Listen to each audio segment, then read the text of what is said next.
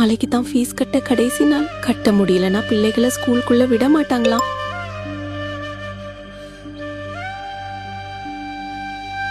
கடவுளே, நான் என்ன பண்றது? இப்போ நான் யாருக்கிட்ட உதவி கேட்பேன்?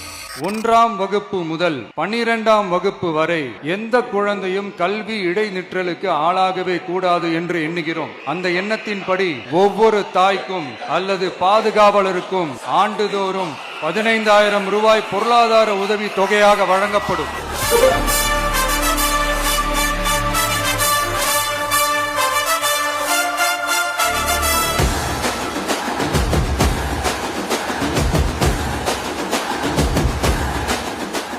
பள்ளி இடைநிற்றலை தவிர்க்க 1 முதல் 12ஆம் வகுப்பு வரை பயிலும் மாணவர்களின் தாய் அல்லது பாதுகாவலருக்கு ஆண்டுதோறும் 15,000 ரூபாய் பொருளாதார உதவித்தொகையாக வழங்கப்படும்.